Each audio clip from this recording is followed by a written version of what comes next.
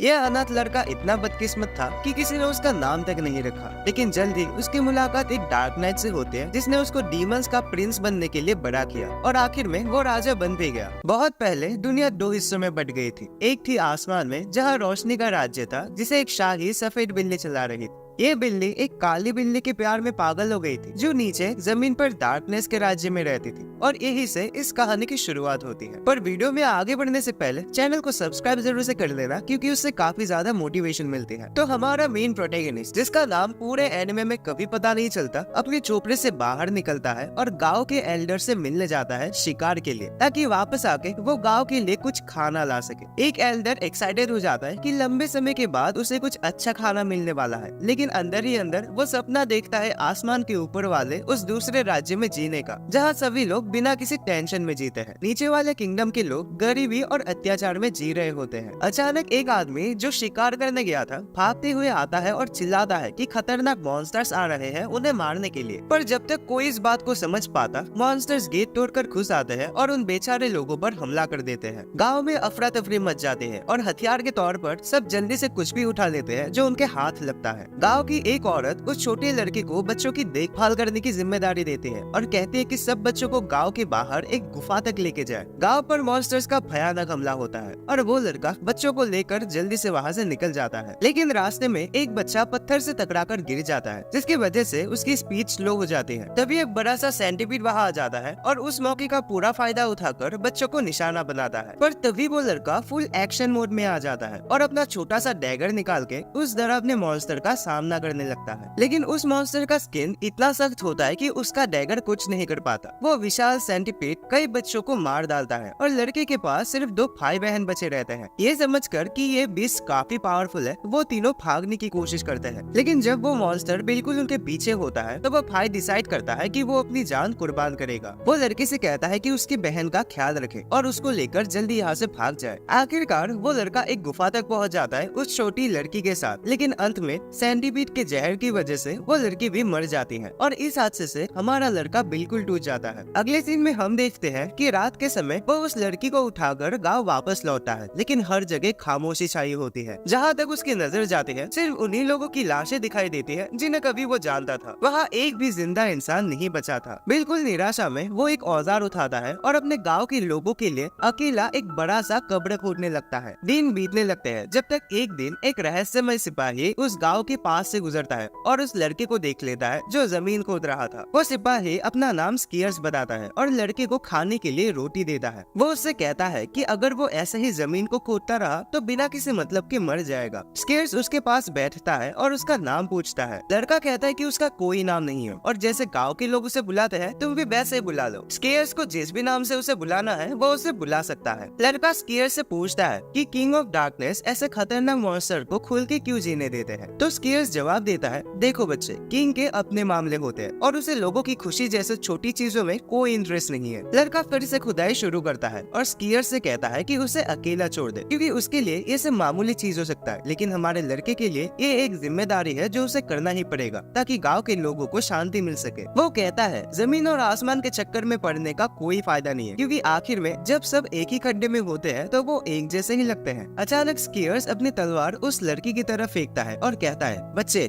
ये इस खुदाई से ज्यादा अच्छा रास्ता है। लड़का उस तलवार को उठाता है और बिना कुछ सोचे उसे निकाल देता है। वो स्कीयर्स के सामने तलवार चलाता है, लेकिन स्कीयर्स अपने एक्सपीरियंस की वजह से आसानी से उसके अटैक्स को रोक लेता है। लड़ते हुए स्कीयर्स बताता है कि एक वक्त था जब वो खुद किंग ऑफ डार्कनेस बनने की कोशिश कर रहा था, लेकिन उसे चुना नहीं गया। इस दुनिया में सिर्फ एक ही इंसान को ये अधिकार है कि वो जिंदगी या मौत दे सके, और वो ही है किंग ऑफ डार्कनेस। उनके बीच की लड़ाई के दौरान स्कीयर्स लड़की को समझाता है कि अगर वो अपने सपने को पूरा करना चाहता है और अपने देश को बेहतर बनाना चाहता है तो उसे खुद किंग ऑफ डार्कनेस बनना पड़ेगा। वो उसे इस कड़वी सच का सामना करवाता है कि किसी दूसरे की मदद उसकी तकदीर नहीं बदलेगी, उसे खुद ही ये करना होगा। लड़का चिल्लाते हुए बोलता है कि वो किंग बनेगा और इसके लिए उसे जो भी करना पड़े वो करेगा। वो स्कीयर्स पर अपनी पूरी ताकत से अटैक करता है और कहीं न कहीं स्कीयर्स की तलवार को अपने से दूर करने में सफल होता है। स्कीयर्स हंसी में गिर पड़ता है, जो लड़की को थोड़ा कंफ्यूज करता है। वो कहता है, मैंने कभी नहीं सोचा था कि मेरे सफर के अंत में ऐसा एक चमत्कार देखने को मिलेगा।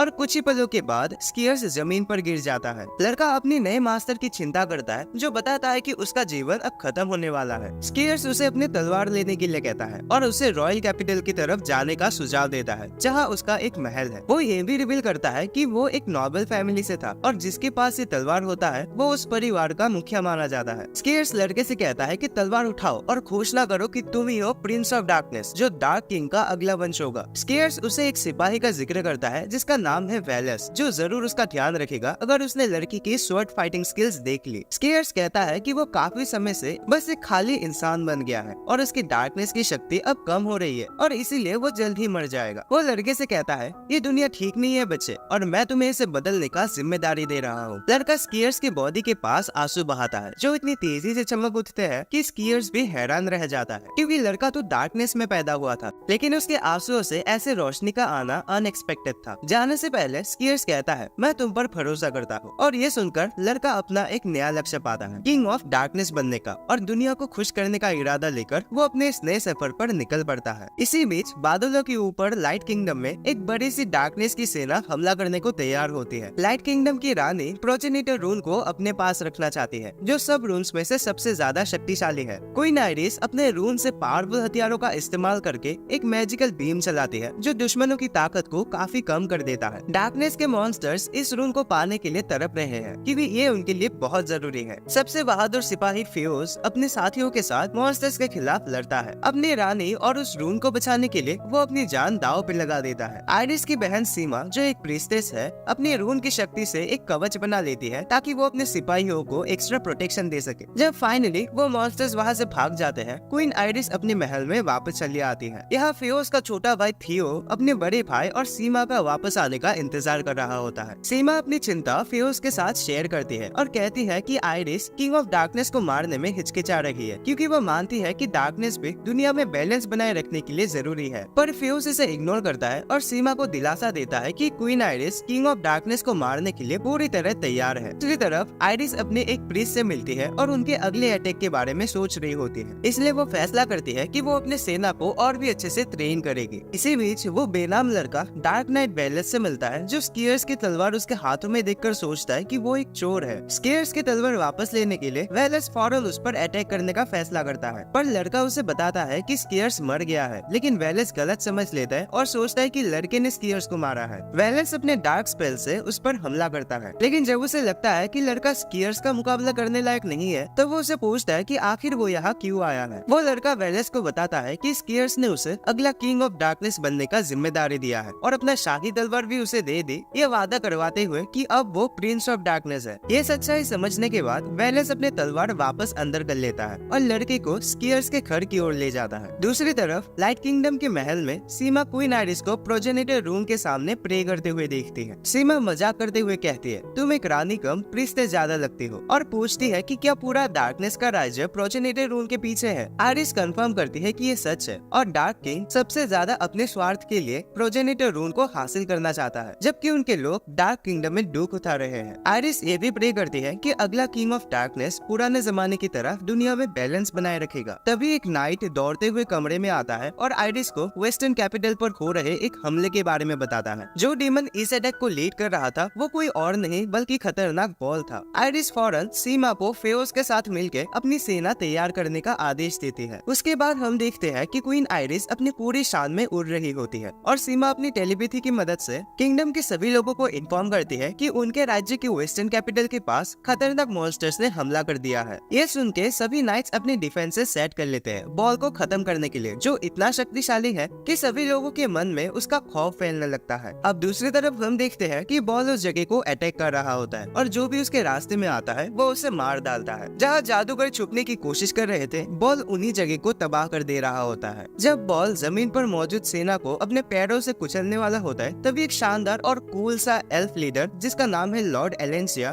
उसे रोक लेता है। एक स्क्वाड जादूगर और सिपाहियों के साथ मिलकर एलेंसिया स्पिरिट्स की ताकत से बॉल पर हमला करने लगता है और उस पर कुछ अटैक भी कर पाते हैं। भले ही बॉल पर इसका कोई असर नहीं होता और वो स्पिरिट्स के साथ लड़ने लगता है। एलेंसिया बॉल की ताकत देखकर हैरान हो जाता है और अपने अगले अटैक के बारे में सोचता है, लेकिन तभी अचानक किंगडम ऑफ लाइट की क्वीन आइरिस लड़ाई के मैदान में आकर बॉल को सीधा चैलेंज कर देती है। क्वीन आइरिस अपनी तलवार को रून की शक्ति से चार्ज करती करती है और बॉल पर अटैक कर देती है, लेकिन बॉल उस अटैक को बर्दाश्त कर लेता है। फिर बॉल अपने एक ही अटैक से सबको धूल में बदल देता है। दूसरी तरफ मेजेस और सिपाहियों की स्क्वाड दो डार्क आर्मी की सेना से मिलती है, जो अपने आप को भागे हुए सिपाही बताते हैं। उन्होंने कहा कि उन्हें जबरदस्ती जंग में धकेल दिया गया था। वो अपने हथियार गिराकर घुटनों पर गिर पड़ते हैं, लेकिन तभी उनमें डार्कनेस की असली शक्ति जाग उठती है और वो उस स्क्वाड पर अटैक कर देते हैं। अचानक और भी सोल्जर्स जो डार्कनेस की शक्ति से प्रभावित थे उस घने जंगल से निकलकर स्क्वाड को घेर लेते हैं। सभी लोग अब कमजोर पड़ने लगते हैं और यहाँ तक कि रानी भी बॉल के सामने बिल्कुल लाचार बन चुकी थी। वो रूल से और शक्ति समन करने की कोशिश करती है, लेकिन एलेंसिया उसे याद दिलाता है कि रूल पर ज्यादा दबाव डालने से खतरा हो सकता है। एलेंसिया रानी को अपनी स्पिरिट्स की सपोर्ट देता है, पर बॉल ये देखकर डिसअपॉइंटेड हो जाता है और इस लड़ाई को छोड़कर चला जाता है। वहाँ हमें पता चलता है कि बॉल असल में सिर्फ एक मजेदार लड़ाई के लिए शहर को तबाह कर रहा था, उसका कोई और दूसरा मकसद नहीं था। सुबह का उजाला छा जाता है और रानी अपने घायल सिपाहियों को देखती है। तभी सीमा वहाँ आती है, जो उसे इस हमले के बारे में अच्छे से बताने लगती है। दूसरी तरफ डार्क किंगडम के और भी राजा महाराजा आपस में लड़ाई कर रहे होते हैं। जब किंग ऑफ डार्कनेस अपने महल में वापस आता है तो वो वेलेस से बात करता है और अपने सपनों के बारे में उसे बताने लगता है, जो कि पूरी दुनिया को अंधेरे से ढक देना है। हाँ, शायद क्योंकि उसे अपने मोबाइल का डार्क मोड कुछ ज्यादा ही पसंद है। वो कहता है कि लाइट किंगडम के साथ मिलके जीना एक पागल सोच है, क्योंकि अपने लक्ष्य को पाने के लिए जो भी उसके रास्ते में आएगा वो उसे मार डालेगा और वो अपने अगले वंश के लिए सफलता की प्रे करता है। जब वेलेस अपने घर वापस आता है तो हमारा वो बेनाम जमीन खोदने वाला हीरो वेलेस के ड्राइंग रूम में बैठा होता है। ऐसा इसलिए क्योंकि वेलेस का काम किंग ऑफ डार्कनेस के जितने भी पॉसिबल सक्सेसर होंगे उनका ध्यान रखना है, और उसी के तहत वो हमारे इस बेनाम हीरो का भी ख्याल रखता है। वेलेस उसे समझाता है कि एक किंग बनने के लिए सिर्फ तलवार चला पाना काफी नहीं होगा, बल्कि ज्ञान की भी जरूरत होगी। वो कहता है कि जो भी बकवास तरीके से बात करता है वो किसी किंग बनने के लायक नहीं है, और इसीलिए उस लड़के को अपने बोलने के अंदाज को सुधारना चाहिए। साथ ही उसे किताबें पढ़नी चाहिए जो उसे एक राज्य को संभालने की जरूरी जानकारी दे सकती है। वक्त के साथ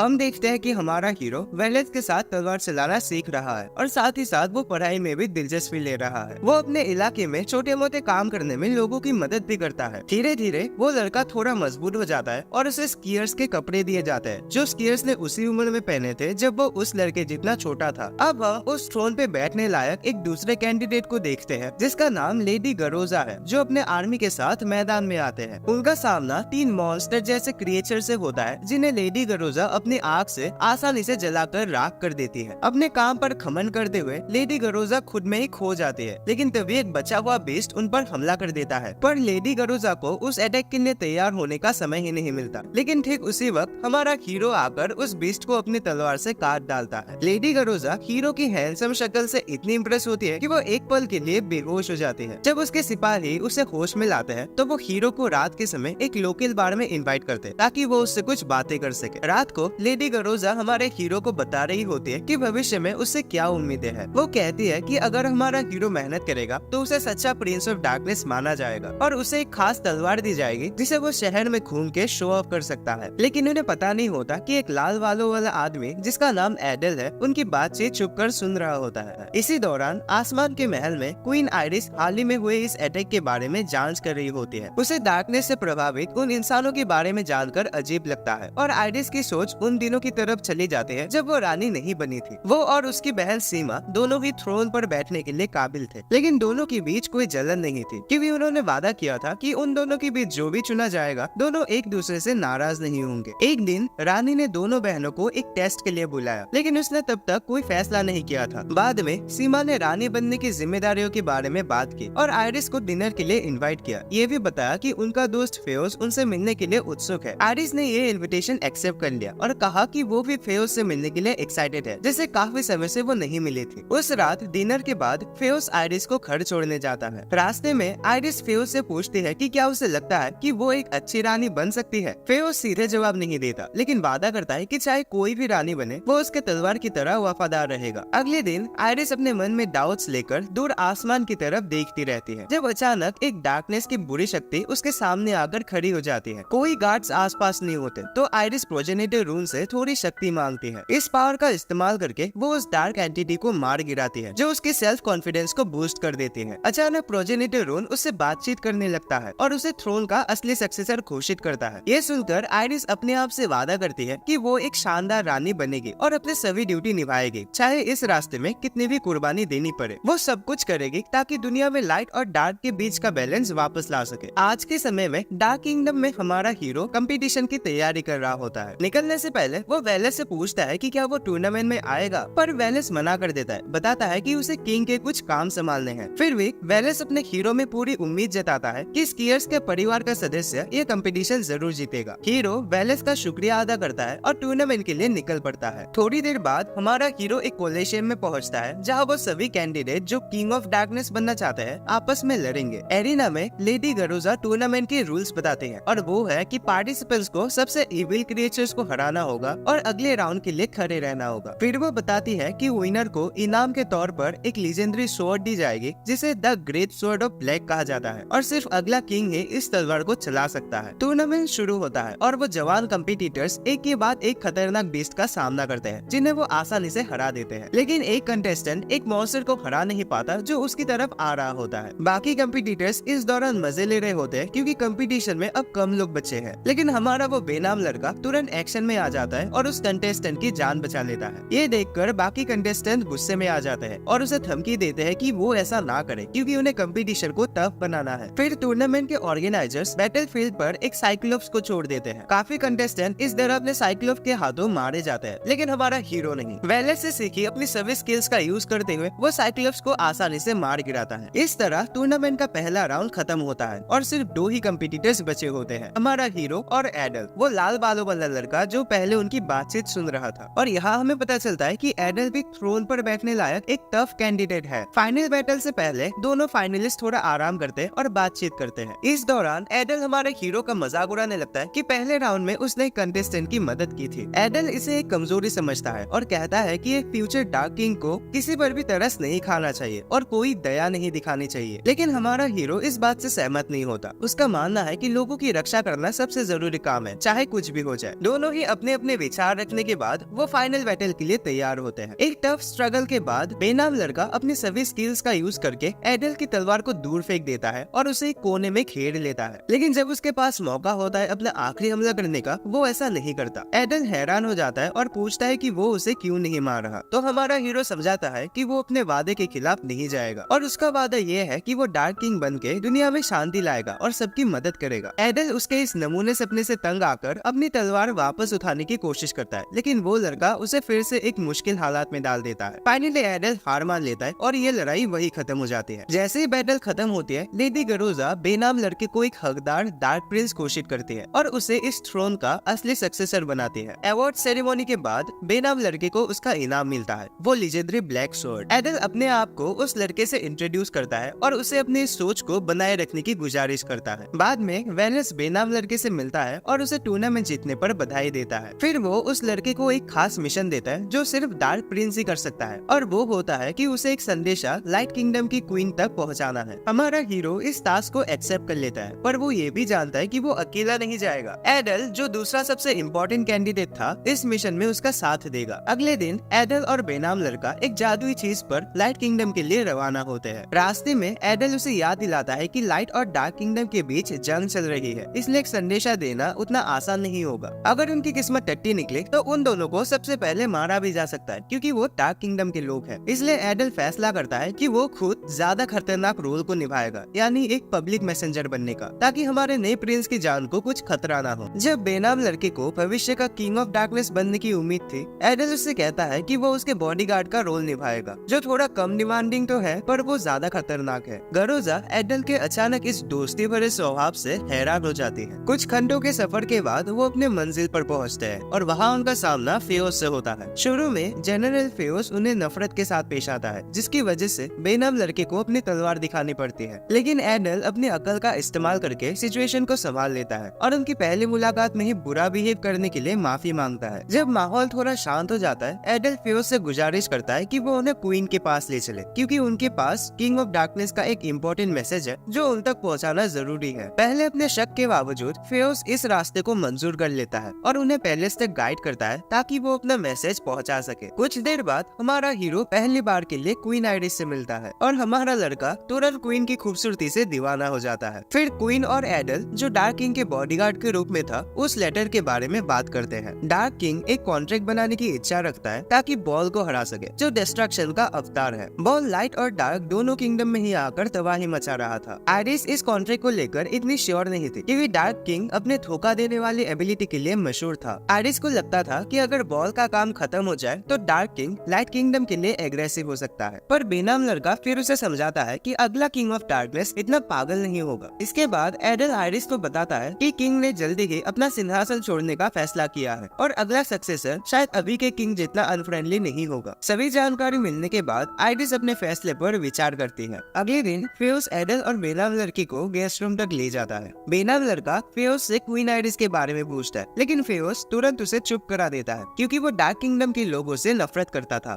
जाने से पहले फेउस उन्हें याद दिलाता है कि वो दोनों लाइट के दुश्मन हैं। फेउस के जाने के बाद एडल हमारे लड़के को याद दिलाता है कि उन्हें सावधान रहना चाहिए। एडल को लगता है कि उसका और बेनाम लड़के का बुरी तरह से भेदभाव किया जा रहा है जब से उन्होंने किंगडम ऑफ लाइट में कदम रखा है, लेकिन हमारा लड़का पॉइंट आउट करता है कि क्वीन आयरिस ऐसी रानी नहीं है और वो बाकी लोगों से अलग है। और बेनाम लड़के की इस बात को सुनकर एडल को उम्मीद होती है कि क्वीन उनके हक में फैसला करेगी। अगले दिन एडल और बेनाम लड़का क्वीन के फैसले को सुनने के लिए जाते हैं। फैसला सुनाने से पहले आयरिस हमारे हीरो से एक सवाल पूछती है जो एडल को हैरान कर देता है। आयरिस पूछती है कि ब्लैक के लोग इस कॉन्ट्रैक्ट के बारे में क्या सोचते हैं। इसके जवाब में हमारा लड़का बताता है कि डार्क किंगडम के लोग भी बॉल के हाथों नहीं मरना चाहते और उसे ऐसा लगता है कि ये कॉन्ट्रैक्ट दोनों किंगडम्स के लोगों की जान बचा सकता है। ये सुनने के बाद आयरिस फैसला लेती है कि वो डार्क किंगडम के साथ मिलकर बॉल को मारने के लिए सपोर्ट देगी, दोनों किंगडम्स के लोगों के फायदे के लिए। अगले दिन आयरिस डार्क किंगडम के लिए रवाना होती है ताकि इस नए कॉन्ट्रैक्ट पर अपना फैसला सुना सके किंग ऑफ डार्कनेस के साथ। लाइट किंगडम के पैलेस में फेउस सीमा को बताता है कि क्वीन आयरिस डार्क किंगडम के लिए निकल चुकी है। फेउस ये भी रिवील करता है कि जब तक क्वीन वहाँ है एडल और बेनाम लड़की को उनके यहाँ पूछताछ के लिए रखा गया है। सीमा को डर होता है कि क्वीन के ना होने पर एडल और बेनाम लड़की को किंगडम पर अटैक करने का मौका मिल सकता है, लेकिन फेउस उसे तसल्ली देता है कि वो पैलेस की देखभाल करेगा और ऐसा बिल्कुल नहीं होने देगा। फेउस को तो ये भी लगता है कि एडल और बेनाम लड़का दोस्ती करने के लायक है और उन पर यकीन किया जा सकता है। इसी बीच डार्क किंगडम में डार्क किंग की आर्मी बॉल के खिलाफ लड़ाई के लिए तैयार हो रही होती है और हमेशा की तरह वेलेस और गरोजा आर्मी की कमान संभालते हैं, लेकिन अचानक बॉल वहाँ आ जाता है और तबाही मचाने लगता है। वेलेस अपनी सेना को लीड करता है, लेकिन बॉल उनके सिपाहियों को मक्खियों की तरह उड़ा देता है। बॉल की शक्ति देखकर वेलेस हैरान रह जाता है, जबकि बॉल उनके कमजोर होने पर मजे लेता है। गरोजा अपने रॉक मैजिक से बॉल पर हमला करती है, लेकिन बॉल आसानी से उससे बच के गरोजा को मारने के लिए दौड़ता है। गरोजा अपने पावर्स का इस्तेमाल करके एक बहुत ही पावरफुल एरो बनाती है, लेकिन बॉल पर इसका भी कोई असर नहीं होता। डार्क आर्मी अपनी पूरी ताकत से बॉल के खिलाफ लड़ती है, लेकिन वो सब हार जाते हैं। आखिर में सिर्फ वेलेस और गरोजा ही बचे रहते हैं, जो अब सभी के आखिरी उम्मीद बनकर खड़े हैं। गरोजा एक और ब्लास्ट भेजने की कोशिश करते हैं, जबकि वेलेस अपनी तलवारों को बुलाता है। दोनों ही अपनी फुल पावर से लड़ते हैं, लेकिन बॉल के सामने उनकी सारी मेहनत बेकार हो जाती है। बॉल एक जोरदार आवाज निकालता है, जिससे वेलेस और गरोजा हिल भी नहीं पाते और उनकी जान खतरे में आ जाती है। अचानक डार्क किंग खुद बीच में आ जाता है और अपने दो बचे हुए वॉरियर्स को प्रोटेक्ट कर लेता है। अब डार्क किंग और बॉल का आमना सामना होता है। डार्क किंग काफी कॉन्फिडेंट होता है कि वो बॉल को जिंदा नहीं छोड़ेगा। किंग लगातार बॉल पर अपने अटैक्स करता है, लेकिन बॉल उन्हें आसानी से रोक लेता है और डार्क किंग को टॉन्ट मारता है कि वो अपने इस बड़े टाइटल के लायक नहीं है। इसी बीच क्वीन आयरिस प्रोजेनेटर रून की मैजिक पावर्स का इस्तेमाल करके बॉल को बांध लेती है। ये देखकर डार्क किंग को एक मौका मिल जाता है और बॉल को हमेशा के लिए टार्डस नाम के एक वोल्केनो में कैद कर दिया जाता है। जब आसमान बॉल के हारने से साफ हो जाता है, आयरिस महसूस करते कि वो अब डार्क किंग के सामने खड़ी है और अपने वादे को पूरा करने के बाद आयरिस डार्क किंग को छोड़कर वापस अपने किंगडम के लिए निकल पड़ती है। लाइट किंगडम में सीमा एडल और बेनाम लड़के से मिलती है। एडल उससे फ्लर्ट करने लगता है, लेकिन सीमा उसकी बातों पर बिल्कुल भी ध्यान नहीं देती। सीमा उनसे डार्क किंगडम के लोगों के बारे में पूछती है। एडल बताता है कि डार्क किंगडम के लोग कोई लड़ाई नहीं चाहते, लेकिन जो भी डार्क किंग का विरोध करता है उसे मार दिया जाता है, जो उनके किंगडम को एक तरह का जेल बना देता है। अचानक बेनाम लड़का कुछ देखकर तेजी से भागता है, जो सबको हैरान कर देता है। बाहर सीमा नोटिस करती है कि क्वीन आयरिस वापस अपने किंगडम में आ गई है। बेनाम लड़का तेजी से जाकर क्वीन आयरिस को मिलता है, जो थकान के कारण बेहोश होने वाली होती है। किस्मत से हमारा हीरो वक्त पर पहुंचता है और आयरिस को गिरने से बचा लेता है। बेहोश होने से थोड़ी देर पहले आयरिस ये बताती है कि उसने कॉन्ट्रैक्ट की शर्तें पूरी कर दी है। तेओस और सीमा उस जगह पर पहुंचते हैं जहां आयरिस बेहोश हुई थी और सीमा को अंदाजा लग जाता है कि आयरिस ने शायद अपनी पावर्स का काफी ज्यादा इस्तेमाल किया होगा, इसलिए वो बेहोश हो गई है। दोनों तुरंत आयरिस को पैलेस ले जाते हैं, जबकि एडल और बेनाम लड़का अपने गेस्ट रूम में वापस चले जाते हैं। पैलेस के अंदर सीमा अपनी मैजिक का इस्तेमाल करके आयरिस को ठीक कर देती है। सीमा बताती है कि आयरिस ने खुद ही प्रोजेनेटर रून की इंटेंस ताकत का एक जरिया बनने का फैसला किया था और इसी वजह से वो अपने आप पर ज्यादा जोर डाल देती है ताकि अपने पावर का सही इस्तेमाल कर सके। यहाँ गेस्ट रूम में एडल रिवील करता है कि उसे सीमा पर बहुत बड़ा क्रश है और एडल ये भी जानता था कि बेनाम लड़के को क्वीन आइरिस पसंद है। बेनाम लड़का गुस्सा हो जाता है कि एडल उसे ये सब तब क्यों बोल रहा है जब आइरिस की तबीयत इतनी खराब है। तभी फेयोज उनके रूम में आता है और उन्हें बॉल के हार की खबर देता है। अपना काम पूरा होने पर एडल फैसला करता है कि अब उसको और बेनाम लड़की को वापस डार्क किंगडम चले जाना चाहिए। इसी बीच डार्क किंगडम में गरोजा अपने घर वापस जा रही होती है ताकि पिछले थका देने वाली लड़ाई के बाद वो थोड़ा रेस्ट कर सके। लेकिन रास्ते में उसकी मुलाकात बेलेस से होती है जो उसे एक मैसेज देता है जिसको उसे किंगडम ऑफ लाइट तक पहुंचाना था। अपने थकान के बावजूद गरोजा इस टास्क को एक्सेप्ट कर लेती है क्योंकि इस बहाने वो प्रिंस ऑफ डार्क से मिल सकते हैं जिस पर उसे क्रश था। लाइट किंगडम के पैलेस में एडल और बेनाम लड़का वापस क्वीन आइरिस से मिलते हैं जो अब तक रिकवर हो चुकी थी। एडल उसका शुक्रिया अदा करता है बॉल को हराने में मदद करने के लिए। एडल आगे बताता है कि उसका इरादा है कि वो डार्क किंग को सजेस्ट करेगा कि वो लाइट किंगडम के साथ लड़ाई बंद कर दे। फेयोज तुरंत पॉइंट आउट करता है कि अगर एडल ने ऐसा कुछ कहा तो उसकी मौत भी हो सकती है, लेकिन एडल को फिर भी लगता है कि उसे उन लोगों की आवाज बनकर बोलना चाहिए जो डार्क किंगडम में भी युद्ध नहीं चाहते। तभी एक गार्ड लाइट किंगडम के रानी के पास आकर उन्हें इन्फॉर्म करता है कि डार्क किंगडम से एक मैसेज आया है। गरोजा रूम में एंटर करती है और रानी को बताती है कि डार्क किंग ने ये रिक्वेस्ट की है कि दोनों किंगडम्स के बीच एक शांति का माहौल तब तक बनाए रखे जब तक डार्क किंगडम में बॉल के अटैक्स का नुकसान रिपेयर नहीं हो जाता। क्वीन आइरिस इस रिक्वेस्ट को एक्सेप्ट कर लेती है। अब आइरिस गरोजा, एडल और बेनाम लड़की को पैलेस में मेहमान बनाकर रखने का फैसला करती है। क्वीन डिसाइड करती है कि वो तीनों को लाइट किंगडम के आसपास घुमाएगी और पूरे राज्य को दिखाएगी। क्वीन अपने मेहमानों को थियो से मिलवाती है जो इनिशियली थोड़ा डरा होता है क्योंकि उसे लगता है कि ये लोग डार्क किंगडम के एनिमीज है, लेकिन जब उसे पता चलता है कि हमारा हीरो एडल और गरोजा फ्रेंडली है तो वो रिलैक्स्ड हो जाता है। थियो असल में वहाँ के जो जख्मी और क्यूट मॉन्स्टर्स है जिनको स्टार तनुकीस कहा जाता है उनको हील करने की कोशिश कर रहा था। उसका बड़ा भाई फेयोस ये देखकर हैरान रह जाता है कि थियो हीलिंग मैजिक का यूज कर रहा है। थियो बताता है कि उसने ये मैजिक सीमा से सीखी थी। गरोजा ऑब्जर्व करती है कि लाइट किंगडम के स्टार तनुकीस कितने अच्छे स्वभाव वाले हैं जबकि डार्क किंगडम में ये बिल्कुल बदमाश और शैतान होते हैं। फेयोस हंस के कहता है कि डार्क किंगडम के लोग खुद भी सिर से पांव तक काले कपड़ों में ही रहते हैं। इस पर एडल भी रिप्लाई करता है कि लाइट किंगडम के लोग सफेद ड्रेसेस पहनते हैं और ऐसे ही इन दोनों किंगडम के अलग अलग फैशन स्टाइल्स की बातें करके सभी लोग हंसने लगते हैं। गरोजा सजेस्ट करते हैं कि क्यों ना वो अपनी ड्रेसेस एक्सचेंज करे और सीमा भी इस आइडिया को सपोर्ट करती है। सबसे पहले फेयोस और एडल अपने कपड़े बदलते हैं। जब फेयोस एडल के कपड़े पहनता है जो थोड़ा रिवीलिंग होता है तो उसका स्लीपर विल मतलब जो उसका फुल सिक्स पैक्स वाला बॉडी है वो और ज्यादा अच्छे से देखने लायक हो जाता है और सब फिर से हंस पड़ते हैं। एडल दूसरी तरफ ज्यादा एक्साइटेड नहीं होता उस आर्मर को पहनने के लिए। गरोजा फिर डिसाइड करती है कि वो आइरिस के साथ ड्रेस एक्सचेंज करेगी, लेकिन सीमा उसे बताती है कि डार्क किंगडम का एक मैसेंजर क्वीन का ड्रेस नहीं पहन सकता। इसीलिए गरोजा अपना ड्रेस आइरिस को दे देती है और खुद को एक टॉवेल से ढक लेती है। जब आइरिस गरोजा का ड्रेस पहनती है तो वो उस पर थोड़ा लूज लगता है क्योंकि आइरिस गरोजा जितनी बड़ी नहीं है। फिर सीमा और गरोजा अपने कपड़े एक्सचेंज कर लेते हैं और दोनों बाहर जाकर लड़कों का ओपिनियन लेने का डिसाइड करते हैं। एडल हमारे हीरो के कंधे पर हाथ रखकर उनमें से एक चूज करने के लिए कहता है, पर हमारा लड़का शर्मा कर एक उलझा हुआ जवाब देता है। फिर सभी लोग चेस खेलने का प्लान बनाते हैं, लेकिन मजे की बात ये होती है कि उनका कमांडर फेयोस सबसे बार बार हार रहा होता है। अब ऐसे ही टाइम वेस्ट करते करते सबको भूख लग जाती है तो सीमा सजेस्ट करते हैं कि सभी लोग मिलकर एक बढ़िया से डिनर करते हैं। सीमा सबके लिए खाना बनाती है और गरोजा भी कुछ खाना प्रेजेंट करते हैं जो वो डार्क किंगडम से साथ लाई थी। एडल को लाइट किंगडम का खाना थोड़ा प्लेन लगता है और हमारा हीरो और गरोजा भी इस बात से एग्री करते हैं। कहते हैं कि खाने में थोड़ा और मसाला होना चाहिए था। जब आइरिस, थियो, फेयोस और सीमा गरोजा का खाना टेस्ट करते हैं तो उन्हें ये बहुत ज्यादा नमकीन लगता है। सीमा को तब एहसास होता है कि डार्क किंगडम का खाना ज्यादा ही मसालेदार होता है, तो इसीलिए हमारा हीरो गरोजा और सीमा के खाने को मिला देता है जो उनके टेस्ट के लिए परफेक्ट बन जाता है। बाकी लोग भी उसकी तरह मिक्स करके खाते हैं और उसके टेस्ट से चौंक जाते हैं कि डार्क और लाइट किंगडम के खाने का परफेक्ट मिक्सचर बन गया था। वो डिलीशियस खाना खत्म करने के बाद